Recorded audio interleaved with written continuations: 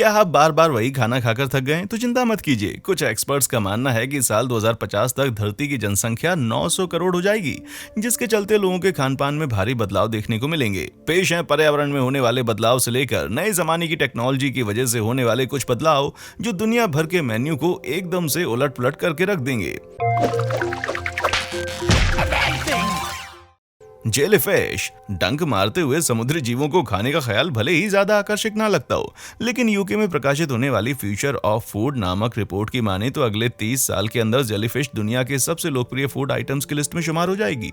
समुद्र के बढ़ते हुए तापमान और पानी की एसिडिटी में इजाफा होने की वजह से जेलीफिश की पॉपुलेशन दुनिया भर में विस्फोटक रूप से बढ़ रही है, जो ऑस्ट्रेलिया से लेकर जापान तक के तटीय इलाकों में रहने वाले लोगों और फिशिंग इंडस्ट्रीज के लिए नुकसानदायक साबित हो रहा है। इस मुसीबत से छुटकारा पाने के लिए शोधकर्ताओं ने सोचा कि अगर इंसान इन समुद्री जीवों को खाना शुरू कर दे तो कैसा रहेगा।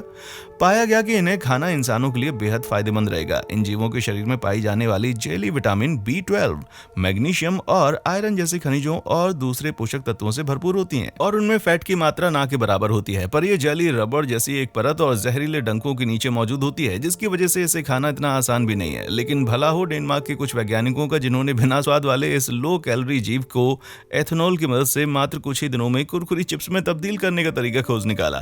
दुनिया भर में सी फूड खाने का चलन बढ़ता जा रहा है और पूरी उम्मीद है कि 2050 आते आते ये समुद्री जीव अपनी नजदीकी मछली बाजार में बिकने लगेंगे। माना कि आप जेलीफिश की बढ़ती हुई जनसंख्या से मुकाबला नहीं कर सकते, पर कम से कम आप उनको खाकर कुछ हेल्प तो कर ही सकते हैं भाई। कीड़े मकोड़े जानवरों एवं मछलियों से प्राप्त होने वाले खाद्य पदार्थ समय के साथ और भी ज्यादा दुर्लभ एवं महंगे होते जाएंगे, जिसके बाद मनुष्य अपनी प्रोटीन की जरूरतों को पूरा करने के लिए प्राणी जगत के एक दूसरे समूह की तरफ रुख करेगा, रेंगने वाले कीड़े मकोड़ों की तरफ।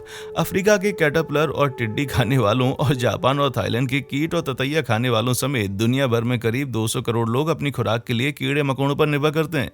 खान पान में कीड़े मकोड़ों के इस्तेमाल का चलन बढ़ता जा रहा है और जानकारों की माने तो आने वाले समय में इंसानों द्वारा खाए जा सकने वाले कीड़ों की लगभग 1400 प्रजातियों का पालन बड़े पैमाने पर किया जाएगा। स्टडीज में साबित हो चुका है कि झींगुर मांस का कभी ना खत्म होने वाला स्रोत साबित हो सकते हैं और वे आयरन और जिंक जैसे सूक्ष्म पोषक तत्वों से भरपूर होते हैं। इसी तरह नीदरलैंड्स के वैज्ञानिकों की माने तो मनुष्य द्वारा कीड़े मकोड़ों को खाद्य पदार्थ के रूप में इस्तेमाल करने से पर्यावरण एवं हमारी धरती को भी अच्छा खासा फायदा होगा।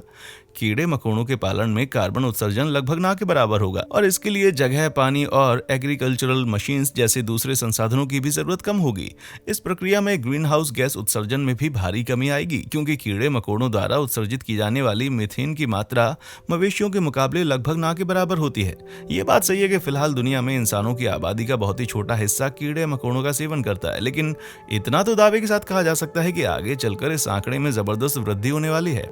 एल्कोसिंथ हम सभी कभी ना कभी 1-2 पैग मार ही लेते हैं, पर हमें यह कभी नहीं भूलना चाहिए कि अल्कोहल हमारी सेहत के लिए बहुत ही नुकसानदायक साबित हो सकता है। क्या ऐसा नहीं हो सकता कि हम अल्कोहल के साइड इफेक्ट झेले बगैर उसके सुरूर का मजा ले सकें? आपके लिए खुशखबरी है, क्योंकि प्रोफेसर डेविड नटी के पास शायद ऐसा एक उपाय मौजूद हो। प्रोफेसर डेविड ने सन 2014 में एक ऐसे अनोखे पदार्थ पर काम करना शुरू किया जिसका सेवन करने पर एकदम शराब जैसा आनंद तो आता है, पर यह अल्कोहल के मुकाबले शरीर को जरा भी नुकसान नहीं पहुंचाता। शराब पीने के बाद अगली सुबह बिना हैंगओवर के उठने की बात किसी सपने जैसी लगती है, पर यह सपना बहुत ही जल्द सच साबित होने वाला है, क्योंकि प्रोफेसर डेविड ने अपनी इस खोज को एल्कोरेल नाम से आम जनता के लिए बाजार में उतारने के लिए $26 मिलियन का इन्वेस्टमेंट भी जुटा लिया है। कहते हैं ये फॉर्मूला अल्कोहल के मुकाबले 100 गुना ज्यादा सेफ है और अल्कोहल की तरह ये भी मस्तिष्क की गाबा रिसेप्टर को निशाना बनाकर अपना काम करता है। एल्कोरेल टैबलेट या जुबान के नीचे रखी जाने वाली फिल्म के रूप में उपलब्ध होगा, लेकिन बिना दारू पिए टल्ली होने के लिए अभी आपको कुछ और समय इंतजार करना पड़ेगा। Sonic enhanced food. Sonic food सुनने में भले ही दूर भविष्य की बात लगती हो, पर असल में ये कॉन्सेप्ट बड़ा सिंपल है। ऑक्सफोर्ड यूनिवर्सिटी के वैज्ञानिकों ने बिटर स्वीट्स नाम की एक स्टडी में पाया कि कुछ खास तरह की ध्वनियों के माध्यम से किसी शख्स के जाने पहचाने खाद्य पदार्थों के टेस्ट के एहसास को भी बदला जा सकता है। यही वजह है कि इस तरह के खाद्य पदार्थों को सोनिक इनहेंस्ड फूड कहा जाता है। इस स्टडी की मान लें तो बेस वाली साउंड चीजों का टेस्ट थोड़ा सा खट्टा बना देती है, वही पियानो जैसी हाई पिच्ड आवाज चीजों को मिठास में थोड़ा सा इजाफा कर देती है। बड़े बड़े हाई फाई रेस्टोरेंट ने तो इस खोज को इस्तेमाल करना भी शुरू कर दिया है, जहां वे मेहमानों को तरह तरह के साउंड्स के जरिए खाते वक्त एक कमाल का एहसास दे रहे हैं। पर एक्सपर्ट्स का मानना है कि खाने की ये पद्धति भविष्य में हमारी सेहत के लिए भी काफी फायदेमंद साबित हो सकती है। इस खोज की मदद से हम खाने की चीजों में नमक और चीनी की मात्रा को काफी हद तक घटा सकते हैं, क्योंकि खाने के स्वाद को म्यूजिक के माध्यम से बढ़ाया या घटाया जा सकता है। यानी ये भी हो सकता है कि कल को आपकी फेवरेट चॉकलेट के साथ उसे खाते वक्त बजाने वाले रिकमेंडेड गानों की प्लेलिस्ट भी मिलने लग जाए। खाई जा सकने वाली बोतलें, ये बात किसी से नहीं छिपी कि आज हम हद से ज्यादा प्लास्टिक का उत्पादन करते हैं और प्रदूषण फैलाने वाले प्लास्टिक के करीब 80 लाख टुकड़े हर रोज समुद्र में फेंकते हैं। पर लंदन की एक स्टार्टअप ने इस बढ़ती हुई समस्या से निपटने का तरीका ढूंढ लिया है। कैसे? खाई जा सकने वाली बोतलें बनाकर। ऊहो नाम की पानी से भरा हुआ गेंद जैसा ये गोला स्किपिंग रॉक्स लैब नाम की कंपनी द्वारा बनाया गया है और इसे पैक करने की जरूरत नहीं पड़ती, क्योंकि ये पूरा का पूरा खाया जा सकता है। इन बॉल्स को बनाने के लिए बर्फ की गेंदों को एक एल्गी मिक्सर में गिराया जाता है। बर्फ पिघलने के बाद एल्गी पानी के इर्द गिर्द एक पारदर्शी वाटर टाइट परत बना लेती है। इस परत का अपना कोई भी टेस्ट नहीं होता और आप इसको खा सकते हैं या पानी पीकर फेंक भी सकते हैं, क्योंकि ये पूरी तरह से बायोडिग्रेडेबल है। मेले और भीड़भाड़ वाले इवेंट्स में ऊहो बॉल्स को बहुत पसंद किया जाता है, पर बाजार में व्यापक तौर पर फैलने से पहले इसके साइज में थोड़ा बड़ा और परत के लचीलेपन को कम करना होगा। पर्पल कलर की ब्रेड। अगर मैं कहूं कि दुनिया भर के लोगों द्वारा खाई जाने वाली ब्रेड का एक गहरे पर्पल कलर का विकल्प उपलब्ध है, तो आपको लगेगा शायद मैं 90 के दशक का कोई सिम्पसन जोक सुना रहा हूं। पर आपको बता दें कि आगे चलकर ये पूरी तरह से संभव है। इस अजीबोगरीब खाद्य पदार्थ को नेशनल यूनिवर्सिटी ऑफ सिंगापुर में काम करने वाले प्रोफेसर जुहू वेबाओ ने विकसित किया है और उनका मानना है कि आने वाले समय में लोग इस ब्रेड को सुपर फूड की तरह इस्तेमाल किया करेंगे। ब्रेड के पर्पल कलर के लिए काले चावल से एक्सट्रैक्ट किया जाने वाला एंथोसाइसिन नाम का एक पिगमेंट जिम्मेदार होता है। ये पिगमेंट अंगूर, ब्लूबेरीज और शकरकंद जैसी दूसरे फलों और सब्जियों में भी पाया जाता है और उनके रंगों के लिए जिम्मेदार होता है। एंथोसाइनिन ना सिर्फ कैंसर रोधी एंटीऑक्सीडेंट से भरपूर होता है, बल्कि ये ब्रेड के स्टार्च में मौजूद एंजाइम से रिएक्ट करके खाने को पचाने की क्रिया को 20% तक धीमा कर देता है, जिससे व्हाइट ब्रेड खाने के बाद आपकी ब्लड शुगर अचानक से बढ़ जाने का खतरा हो जाता है। पर्पल ब्रेड में व्हाइट ब्रेड जितने ही ऊर्जा और पोषक तत्व होते हैं, लेकिन पाचन क्रिया धीमी हो जाने के कारण पर्पल ब्रेड की ऊर्जा शरीर के लिए ज्यादा समय तक उपलब्ध रहती है। मत्स्य पालन। दुनिया भर में करीब 350 करोड़ से ज्यादा लोग अपनी प्रोटीन की खुराक के लिए मुख्य रूप से मछलियों पर निर्भर करते हैं और एक अंदाजे की माने तो 2050 तक ये आंकड़ा दोगुना हो जाएगा। लेकिन समुद्रों से बेतहाशा मछली पकड़े जाने के कारण मछलियों की बहुत सी प्रजातियां पहले ही धराशायी होने की कगार पर हैं। मछलियों की बढ़ती हुई डिमांड को पूरा करने के लिए मत्स्य पालन का चलन तेजी से जोर पकड़ रहा है और सन 2011 से जमीन पर 20 से ज्यादा मत्स्य उत्पादन किया जा रहा है। हाल ही में छपी टुवर्ड्स ए ब्लू रिवॉल्यूशन नाम की एक रिपोर्ट ने बहुत ही कम जगह इस्तेमाल करने वाला एक तरीका सुधार कर जो मत्स्य पालन को पर्यावरण के लिए और भी कम नुकसानदायक बना सकता है। बंद डिब्बों जैसी इंटेक्स में पानी को एकदम साफ सुथरा रखा जा सकता है और आजा डिमांड वाले इलाकों के पास फिश फार्म बनाकर ट्रांसपोर्टेशन कॉस्ट में भी अच्छी खासी बचत की जा सकती है, क्योंकि अमेरिका में लगभग 90% सी फूड बाहर से आयात किया जाता है।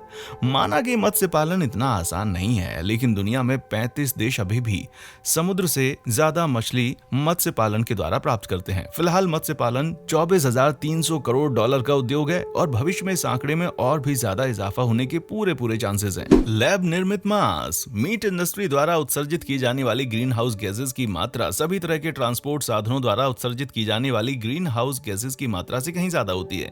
दुनिया में शुद्ध शाकाहारी लोगों की तादाद बढ़ती जा रही है, पर मांस आज भी मानव जाति का पेट भरने के सबसे बेहतरीन तरीकों में से एक है। लेकिन इस बढ़ती हुई मांग और प्राकृतिक मांस के कम होते संसाधनों की समस्या से निपटने के लिए कंपनियां लैब निर्मित मांस को विकल्प के तौर पर आजमा रही हैं। 2012 में डच वैज्ञानिकों ने गाय की कोशिकाओं का इस्तेमाल करके टिश्यू कल्चर पद्धति की मदद से मांस के टुकड़े पैदा किए और प्रोटीन के 20,000 रेशों से $2,80,000 की लागत में पैदा किए गए इस कल्चर्ड मीट बर्गर को सबसे पहले लंदन में खाया गया।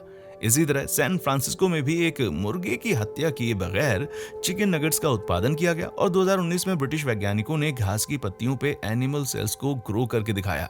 खुले बाजार में बिकने वाले लैब निर्मित मांस को एकदम परफेक्ट बनाने में अभी भी कुछ समय लगेगा, क्योंकि ये एकदम रूखे गोश्त की तरह होता है जिसमें वैज्ञानिकों को अलग से फैट वगैरह मिलानी पड़ती है। लेकिन कुछ फूड एक्सपर्ट्स दावा करते हैं कि लोग लैब निर्मित मांस के बने स्वादिष्ट बर्गर को बहुत जल्द बाजार से खरीद कर खा सकेंगे, वो भी सिर्फ $10 की कीमत पर। मीजो। 2019 में मीजो एक सुपर फूड के रूप में उभरकर सामने आया और आगे चलकर इसका भविष्य काफी उजला नजर आ रहा है। पर मीजो आखिर है क्या चीज और ये इतना पॉपुलर क्यों होता जा रहा है? दरअसल ये क्विनोआ की हुई या फर्मेंटेड बीन्स का पेस्ट होता है जो सदियों से जापानी संस्कृति का एक अभिन्न अंग रहा है। जापान के लोग सूप, सैलेड, स्टू और फलों की जेली जैसी चीजों में उमामी नाम का फ्लेवर पाने के लिए इस पेस्ट का इस्तेमाल करते हैं। लेकिन अब पश्चिमी दुनिया में भी लोग मिजो को पसंद करने लगे हैं क्योंकि उसमें हाजमा और पेट की सेहत को दुरुस्त करने वाले बैक्टीरिया के अलावा और भी बहुत कुछ दूसरे हेल्थ बेनिफिट्स होते हैं।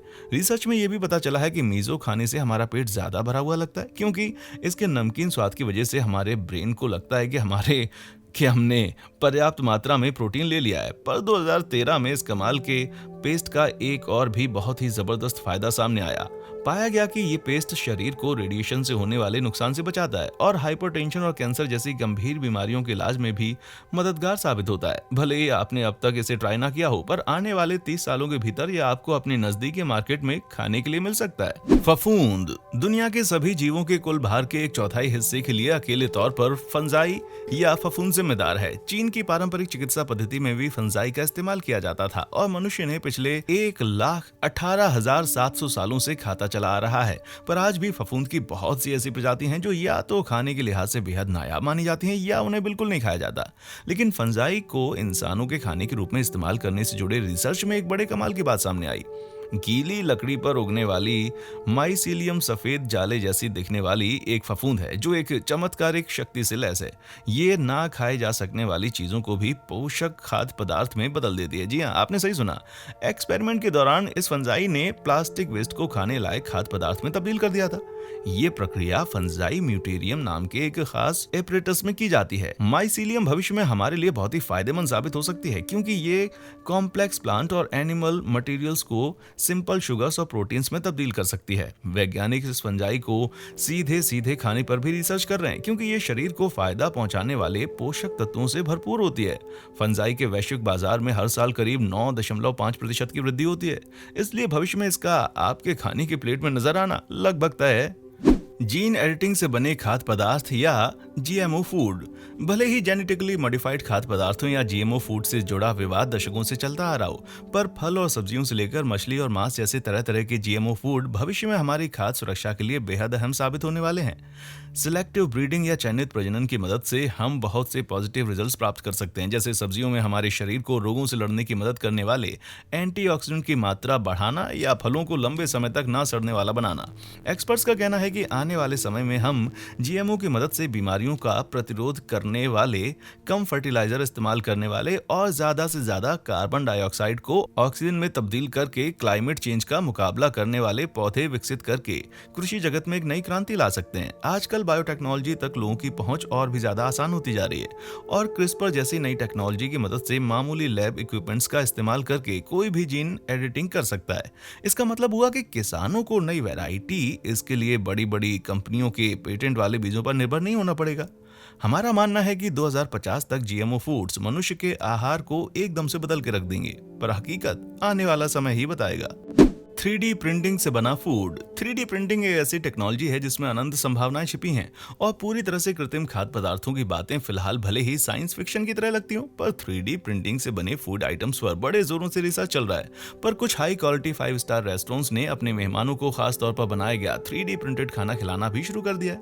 वहीं जर्मनी में 1000 से ज्यादा अस्पताल कमजोर बूढ़े लोगों का पेट भरने के लिए 3D प्रिंटिंग से बना स्मूथ फूड इस्तेमाल कर रहे हैं। स्मूथ फूड बहुत ही नरम होता है और उसे चबाने की जरूरत भी नहीं पड़ती, जिसकी वजह से बूढ़े लोग इसे बहुत ही आराम से खा सकते हैं। फूड डिजाइनर क्लोई रड्सवेल ने 3D प्रिंटिंग की मदद से पोषक तत्वों से भरपूर एडिबल ग्रोथ नाम का यीस्ट जैसा एक फूड आइटम विकसित किया है। एडिबल ग्रोथ में बीज और स्पोर्स होते हैं जो ये प्रोडक्ट रेडी होने के कुछ ही दिनों के बाद अंकुरित होने लगते हैं। वैज्ञानिकों का मानना है कि पर्यावरण पर होने वाले असर के लिहाज से बात की जाए तो 3D प्रिंटेड फूड खाद्य उत्पादन के पारंपरिक तरीकों के मुकाबले कई गुना ज्यादा सेफ है। वजह यह है कि इस टेक्नोलॉजी में छपाई के लिए हाइड्रोकोलॉइड नाम का पदार्थ इस्तेमाल किया जाता है जो पानी के साथ मिलने पर एक पूरी तरह से बायोडिग्रेडेबल जेल में तब्दील हो जाता है। इस टेक्नोलॉजी की मदद से हम उन चीजों को भी खाने लायक बना सकते हैं जो पोषक तत्वों से भरपूर होने के बावजूद स्वाद में बेहद भद्दी होती हैं, जैसे कि एल्गी, डकवीड और घास की बहुत सी प्रजातियां। आने वाले समय में आप जल्दी ही फोन ऐप के जरिए खाने का ऑर्डर प्लेस कर सकेंगे, उसे 3D प्रिंटिंग के जरिए अपनी आंखों से तैयार होते हुए भी देख सकेंगे। एल्गी खाने के लिए धरती हमें तरह तरह की मजेदार चीजें उपलब्ध करवाती है, इसलिए जाहिर है कि समुद्र की गहराइयों से निकलने वाली कीचड़ जैसी काई या एल्गी को खाना भला किसको पसंद होगा। पर हैरानी की बात है कि फ्यूचर फूड एक्सपर्ट्स मानते हैं कि प्रकृति में प्रचुर मात्रा में उपलब्ध एल्गी भविष्य में होने वाली खाद्य पदार्थों की कमी समेत दूसरी बड़ी समस्याओं से निपटने के लिए बहुत ही कारगर साबित होगी। सीवीड की दसियों हजार प्रजातियां पर्यावरण में उत्सर्जित होने वाली कुल ऑक्सीजन के आधे से ज्यादा हिस्से के लिए जिम्मेदार होती हैं। वहीं अरामे, वकामे, नोरी और स्पिरुलिना जैसी समुद्री सब्जियां न्यूट्रिएंट से भरपूर होने के साथ साथ बहुत ही स्वादिष्ट भी होती हैं। एल्गी या समुद्री कोई आगे चलकर दुनिया की सबसे बड़ी फसल बन सकती है, क्योंकि इसे उगाने के लिए जमीन के मीठे पानी की नहीं बल्कि समुद्र के खारे पानी की जरूरत पड़ेगी। आईवेल नाम की एक स्वास्थ्य कंपनी ने मैक्सिको में 900 एकड़ का एक एल्गी फार्म शुरू किया है, जो किसी सोयाबीन फार्म के मुकाबले 7 गुना ज्यादा प्रोटीन का उत्पादन करता है।